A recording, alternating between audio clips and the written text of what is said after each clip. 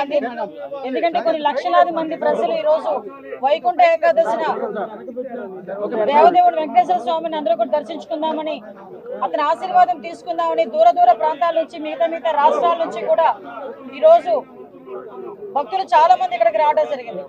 అదే విషయం ఏంటంటే ఇది చాలా దురదృష్టకర సంఘటన. ఎందుకంటే టీటీడీ ఈసారి లక్షలాది మంది ప్రజలు వస్తారని సంగతి తెలిసి చాలా ఏర్పాట్లు కూడా చేస్తున్నారు. ఈ టీటీడీ చేసిన ఏర్పాట్లని, ప్రభుత్వం చేసిన ఏర్పాట్లని కూడా నిన్న ఉదయమే చాలా మంది భక్తులు కూడా కొనియాడిన సందర్భాన్ని కూడా ఈ సందర్భంగా గుర్తు చేయాలి. నిజంగా ఒక దురదృష్టం.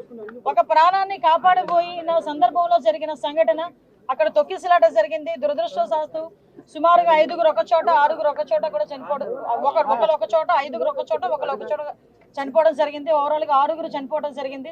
ఆ 6గురిలోని కూడా ఎక్కువ మంది మన విశాఖపట్నం ప్రజలు వాసులు కూడా ఉండటం నిజంగా చాలా బాధాకరం. ఈ సంఘటన జరిగిన వెంటనే ఇమీడియట్ గా గౌరవ చంద్రబాబు నాయుడు గారు ముఖ్యమంత్రి వర్యులకి ఈ విషయం తెలియటం, వెంటనే హుటాహుటిని ఇక్కడ ఉన్న ఎస్పీ గారితోని అదేవిధంగా కలెక్టర్ గారితోని కూడా ఏం జరిగింది అని చెప్పి ఆరా తీసి ఇమీడియట్ గా టీటీడీ ఈవో అధికారులు అందరితోని కూడా ఒక మీటింగ్ ఏర్పాటు చేసుకుని ఇమీడియట్ గా అక్కడ ఏం జరిగింది అన్న సంగతి కూడా తెలుసుకోవడం జరిగింది. ఇంకా ఫర్దర్ గా జరగకుండా, ఎటువంటి ప్రాణ నష్టం జరగకుండా అక్కడ గాయపడిన ప్రతి ఒక్కరిని కూడా ఆసుపత్రికి తరలించి మెరుగైన వైద్యం అందించే వరకు కూడా మీరు అక్కడే ఉండాలని చెప్పి వాళ్ళందరికీ కూడా ఆదేశాలు ఇవ్వడం జరిగింది. తర్వాత ఎటువంటి ప్రాణ నష్టం కూడా జరగలేదు. ఈరోజు చాలా మంది గాయపడిన వాళ్ళు కూడా ఇంట్లోకి డిశ్చార్జ్ అయ్యి ఇంట్లోకి వెళ్ళిపోయిన సందర్భం కూడా ఉంది. ఇంకొంతమంది ఇప్పుడు హాస్పిటల్లో కూడా కొంతమంది ఉన్నారు. చనిపోయిన వాళ్ళందరికీ కూడా ప్రాణాన్ని తిరిగి తీసుకురాలేం, కానీ కంపల్సరీగా కుటుంబానికి ఆదుకోవాలని చెప్పి ఇతర రాష్ట్ర ప్రజలకి కూడా ఈ రోజు కాంపెన్సేషన్ అనేది అనౌన్స్ చేయడం జరిగింది. ఎందుకంటే ఎవరైనా భక్తులందరూ కూడా ఇక్కడికి రావడం జరిగింది కాబట్టి ఇక్కడ గవర్నమెంట్ ఈ రోజు బాధ్యత తీసుకుని వాళ్ళందరికీ కూడా కాంపెన్సేషన్ ఇవ్వడమే కాదు, వాళ్ళని ఎంత గౌరవంగా ఇక్కడ నుంచి మళ్ళీ ఆ ప్రాంతాలకి పంపించి ఆ దహన సంస్కారాలు జరిగే కార్యక్రమం వరకు కూడా చూసుకోమని ఈ రోజు గవర్నమెంట్ కూడా ఆదేశాలు ఇవ్వడం జరిగింది. ఎవరైతే ఇందాక మీరు అన్నారు కొన్న సమన్వయ లోపమా, లేకపోతే ఏదైనా పోలీస్ వైఫల్యమా, లేకపోతే అడ్మినిస్ట్రేషన్ వైఫల్యమా, ఏది అన్నది చాలా క్లియర్ గా సీసీ కెమెరాస్ ప్రతి చోట ఉన్నాయి. మీకు తెలుసు, ప్రతి చోట సీసీ కెమెరాలో ఏం జరిగింది అన్నది కూడా మేము అధ్యయనం చేసుకుంటాం. ప్రతి ఒక్కటి కూడా ఎంక్వైరీ జరుగుతుంది. ఇప్పటికే ఒక ప్రాథమిక నివేదిక అన్నది ఎస్పీ గారు, కలెక్టర్ గారు కలిపి ఈ రోజు ముఖ్యమంత్రి గారికి మాకు కూడా అందజేస్తున్నారు. బాధ్యులు ఎవరైనా కూడా బాధ్యతారహితంగా పనిచేస్తే వాళ్ళ మీద ఎట్టి పరిస్థితులను కూడా చర్యలు ఉంటాయి. కంపల్సరీగా ప్రభుత్వపరమైన చర్యలు ఉంటాయి. అందులో కూడా వెనకాడే పరిస్థితి లేదు. ఫర్దర్ గా ఇటువంటి సంఘటనలు జరగకుండా చూసుకునే బాధ్యత కూడా తీసుకుంటాం. ఎప్పుడు లేని విధంగా ఎప్పుడు ప్రతిసారి వస్తూనే ఉంటారు లక్షలాది మంది ప్రజలు. ఇంకా చాలా ఎక్కువ మంది వచ్చారు. దానికి తగ్గట్టుగానే ఈ రోజు అన్ని ఏర్పాట్లు కూడా చేసుకున్నాం.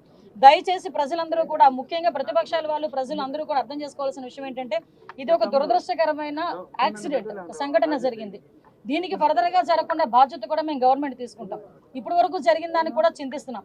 దానికి కూడా బాధ్యత వహిస్తూనే ఈ రోజు ఆ కుటుంబానందరికీ కూడా ఎక్స్గ్రేషియా ప్రకటించి ఆ కుటుంబానికి మేము అండగా, అంటే మళ్ళీ చెప్తున్నా, పోయిన ప్రాణాన్ని ఎవరు తిరిగి తీసుకురాలేరు, కానీ కుటుంబానికి అండగా ఉండే బాధ్యత కూడా గవర్నమెంట్ తీసుకుంటుంది. ప్రతి ఒక్కరు కూడా అర్థం చేసుకోవాల్సిందిగా, భక్తులందరూ కూడా సమన్వయం చేసుకోవాల్సిందిగా అందరినీ కూడా కోరుకుంటున్నా. లక్షలాది మంది ప్రజలు వస్తారు, అందరూ వైకుంఠ ఏకాదశిని దర్శనం చేసుకుందాం అనుకుంటారు. టీటీడీ కూడా ప్రకటించింది 9 రోజులు కూడా ఉత్తర ద్వార దర్శనం ఇస్తామని చెప్పి టీటీడీ కూడా ప్రకటించడం జరిగింది. ఆ నేపథ్యంలోనే ప్రజలందరికీ కూడా టోకెన్లు ఇవ్వాలని ఒక మంచి ఉద్దేశంతో పనిచేసిన ఒక చిన్న పొరపాటు అయితే, దురదృష్టకర సంఘటన ఇది, యాక్సిడెంట్ ఇది. కాబట్టి ప్రజలందరూ కూడా అర్థం చేసుకోవాల్సిందిగా కోరుకుంటున్నాను. ఇప్పుడు ప్రాథమిక నివేదిక ఇచ్చారన్నారు. సో ఈ ప్రాథమిక దర్యాప్తు ఏంటి? ఒకటి, రెండోది వచ్చేసి ఏమైనా ఇందాక మీకు చెప్పానండి, ఎవ్రీవేర్ మేము సీసీ కెమెరాస్ ఏర్పాటు చేసుకునే ప్రతి ఒక్క కూడా వాయిస్ రికగ్నిషన్ కానీ వాళ్ళకి టోకెన్స్ ఇష్యూ చేయడం కానీ ప్రతి ఒక్కటి చాలా పక్కాగా చేసాం. ఎక్కడైనా కుట్ర కోణం ఉందని ఆ కోణంలో కూడా మేము కూడా దర్యాప్తు చేస్తున్నాం. ఏదైనా కుట్ర కోణం ఉందా, లేకపోతే బై యాక్సిడెంట్ జరిగిందా, ఇప్పుడు ఇమీడియట్ గా మేము కుట్ర కోణం ఉందని మేము మాట్లాడకూడదు, మా దగ్గర ఆధారాలు లేకుండా మేము మాట్లాడకూడదు. కాబట్టి ఒక ప్రాథమిక నివేదిక వచ్చింది, దీని మీద పూర్తి స్థాయిలో దర్యాప్తు జరపమని గౌరవ ముఖ్యమంత్రి గారు కూడా ఆదేశాలు ఇవ్వడం జరిగింది. దీని మీద మనం అబ్జర్వ్ చేసుకుంటే తిరుపతి అంశం అనేసరికి చాలా సెన్సిటివ్ అంశం. కాబట్టి దేశంలో ఉన్న ప్రధానమంత్రి నుంచి ప్రతి ఒక్కరు కూడా ఈ రోజు మిగతా రాష్ట్ర ముఖ్యమంత్రులు కూడా స్పందించారు. కాబట్టి చాలా సెన్సిటివ్ ఇష్యూ, కాబట్టి ఏది పడితే అది మాట్లాడకూడదు. మా చేతిలోకి పూర్తి నివేదిక వచ్చిన తర్వాత డెఫినెట్ గా బాధ్యులు ఎవరైతే ఉన్నారో వాళ్ళందరికీ కూడా వాళ్ళందరి మీద చర్యలు తీసుకుని పడితే అందులో వెనుకడే ప్రసక్తి లేదు. భక్తులు శ్రేయసి ముఖ్యంగా మేము పనిచేస్తున్నాం. టీటీడీ చైర్మన్ గారు ముందుగానే తమకు ఫీడ్బ్యాక్ ఉందని చెప్పేసి అధికారులకు తెలియజేయడం జరిగిందని చెప్పేసి ప్రెస్ మీట్ లో చెప్పారు. మరి టీటీడీ చైర్మన్ గారు చెప్పిన తర్వాత కూడా అధికారులలో లేదండి, మీరు అన్నది నిజంగా టీటీడీ చైర్మన్ గారు ముందు నివేదిక ఇచ్చింది.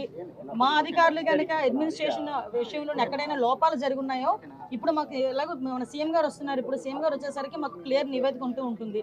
నిజంగా అలాంటి పరిస్థితులు ఏమైనా ఉన్నాయి, ఎవరైనా ఏ స్థాయిలో వ్యక్తి అయినా కూడా అతని మీద చర్యలు తీసుకోవడానికి ఎక్కడ కూడా వెనుకాడం. అదే విషయం చెప్తున్నాను కదా సార్, నిజంగా అదే పరిస్థితి జరిగి బాధ్యతారహితంగా ఎవరైనా పనిచేసి ఉంటే బాధ్యతారహితంగా పనిచేసిన ప్రతి ఒక్కరి మీద కూడా చర్యలు ఉంటాయి. ఇదేది దాచేసి దాగేదేం కాదు కదా. ఈ రోజు కాకపోతే రేపైనా తెలుస్తుంది ఎవరు బాధ్యతారహితంగా పనిచేశారన్నది. కాకపోతే ప్రతి ఒక్కరు కూడా బాధ్యతాయుతంగా పనిచేయాలని మేము కోరుకుంటున్నాం. ఎందుకంటే లక్షలాది మంది భక్తులు వచ్చే పుణ్యక్షేత్రం ఇది. దయచేసి అటువంటి బాధ్యతారహితంగా పనిచేసిన ఏ స్థాయి వ్యక్తిని కూడా, అది కింద స్థాయి వ్యక్తి పై స్థాయి వ్యక్తి ఏ స్థాయి జరిగింది. ఎందుకంటే కొన్ని లక్షలాది మంది ప్రజలు ఈ రోజు వైకుంఠ ఏకాదశిన దేవదేవుడు వెంకటేశ్వర స్వామిని అందరూ కూడా దర్శించుకుందామని, అతని ఆశీర్వాదం తీసుకుందామని దూర దూర ప్రాంతాల నుంచి మిగతా రాష్ట్రాల నుంచి కూడా ఈ రోజు భక్తులు చాలా మంది ఇక్కడికి రావడం జరిగింది. అదే విషయం ఏంటంటే ఇది చాలా దురదృష్టకర సంఘటన. ఎందుకంటే టీటీడీ ఈసారి లక్షలాది మంది ప్రజలు వస్తారనే సంగతి తెలిసి చాలా ఏర్పాట్లు కూడా చేస్తున్నారు. ఈ టీటీడీ చేసిన ఏర్పాట్లని, ప్రభుత్వం చేసిన ఏర్పాట్లని కూడా నిన్న ఉదయమే చాలా మంది భక్తులు కూడా కొనియాడిన సందర్భాన్ని కూడా సందర్భంగా గుర్తు చేయాలి. నిజంగా ఒక దురదృష్టం, ఒక ప్రాణాన్ని కాపాడబోయిన సందర్భంలో జరిగిన సంఘటన అక్కడ తొక్కిసలాట జరిగింది. దురదృష్టవశాత్తు సుమారుగా 5గురు ఒక చోట 6గురు ఒక చోట కూడా చనిపోవడం, ఒకరు ఒక చోట 5గురు ఒక చోట ఒకరు ఒక చోట చనిపోవడం జరిగింది. ఓవరాల్ గా 6గురు చనిపోవడం జరిగింది. ఆ 6గురులోని కూడా ఎక్కువ మంది మన విశాఖపట్నం ప్రజలు వాసులు కూడా ఉండటం నిజంగా చాలా బాధాకరం. ఈ సంఘటన జరిగిన వెంటనే ఇమీడియట్ గా గౌరవ చంద్రబాబు నాయుడు గారు ముఖ్యమంత్రి వర్యులకి ఈ విషయం తెలియటం, వెంటనే హుటాహుటిని ఇక్కడ ఉన్న ఎస్పీ గారితో అదేవిధంగా కలెక్టర్ గారితో కూడా ఏం జరిగింది అని చెప్పి ఆరా తీసి ఇమీడియట్ గా టీటీడీ ఈవో అధికారులు అందరితో కూడా ఒక మీటింగ్ ఏర్పాటు చేసుకుని ఇమీడియట్ గా అక్కడ ఏం జరిగింది అన్న సంగతి కూడా తెలుసుకోవడం జరిగింది. ఇంకా ఫర్దర్ గా జరగకుండా, ఎటువంటి ప్రాణ నష్టం జరగకుండా అక్కడ గాయపడిన ప్రతి ఒక్కరిని కూడా ఆసుపత్రికి తరలించి మెరుగైన వైద్యం అందించే వరకు కూడా మీరు అక్కడే ఉండాలని చెప్పి వాళ్ళందరికీ కూడా ఆదేశాలు ఇవ్వడం జరిగింది. తర్వాత ఎటువంటి ప్రాణ నష్టం కూడా జరగలేదు. ఈ రోజు చాలా మంది గాయపడిన వాళ్ళు కూడా ఇంట్లోకి డిశ్చార్జ్ అయ్యి ఇంట్లోకి వెళ్ళిపోయిన సందర్భం కూడా ఉంది. ఇంకొంతమంది ఇప్పుడు హాస్పిటల్లో కూడా కొంతమంది ఉన్నారు.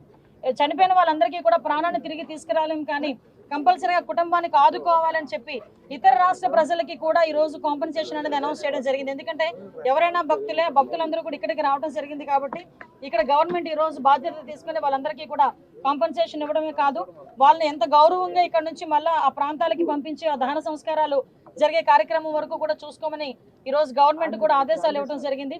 ఎవరైతే ఇందాక మీరు అన్నారు కొన్న సమన్వయ లోపమా, లేకపోతే ఏదైనా పోలీస్ వైఫల్యమా, లేకపోతే అడ్మినిస్ట్రేషన్ వైఫల్యమా, ఏది అన్నది చాలా క్లియర్ గా సీసీ కెమెరాస్ ప్రతి చోట ఉన్నాయి. మీకు తెలుసు, ప్రతి చోట సీసీ కెమెరాలో ఏం జరిగింది అన్నది కూడా మేము అధ్యయనం చేసుకుంటాం.